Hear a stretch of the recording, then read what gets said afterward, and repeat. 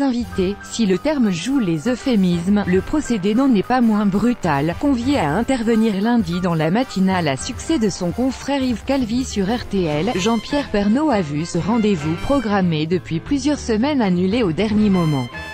Un revirement auquel Nicolas de Taverneau, nouveau patron de la première radio de France suite à son rachat par la groupe M6, ne serait pas étranger, a avancé le quotidien Le Parisien dans un écho corroboré par la suite par l'Express.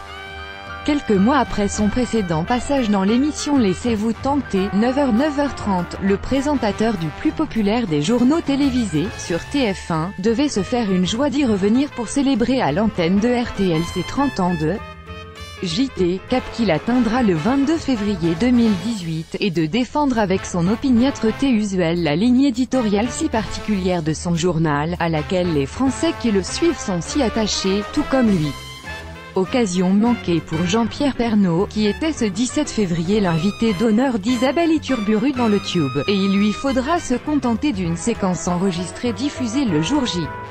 Nicolas de Taverneau avait assuré début octobre 2017, quelques jours avant la précédente venue de JPP, que le rachat de la station ne changera rien dans l'immédiat pour les salariés et les auditeurs, et ce serait en l'occurrence le premier épisode d'interventionnisme constaté par les collaborateurs de RTL, selon les observations faites par l'Express. Il est évident qu'il s'agit d'une logique de groupe. Il n'a pas voulu faire de la publicité pour un concurrent direct de M6. Nous sommes abasourdis. Ce genre de pratique n'était ni envisagé, ni envisageable pour nous, a même confié à l'hebdomadaire l'un des salariés.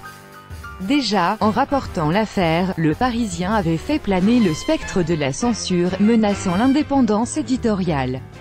Une crainte loin d'être à prendre à la légère au sein d'une station qui regroupe certains des talents radio-journalistiques les plus pertinents de leur époque, avec, outre le susmentionné Yves Calvi, des professionnels aussi émérites que Marc-Olivier Fogiel, Stéphane Bern, Julien Courbet, Jacques Pradel. Quant à Laurent Ruquier et ses grosses têtes, plus de 2,5 millions d'auditeurs quotidiens, trouveront-ils matière à en rire autrement que jaune ? Simple fait isolé ou signe avant-coureur d'un encadrement éditorial, l'avenir dira si la question mérite d'être posée et si la liberté de ton de la radio numéro 1 de France, clé de voûte de ses audiences florissantes, 6,5 millions d'auditeurs sur la dernière vague mesurée par Médiamétrie, est en jeu.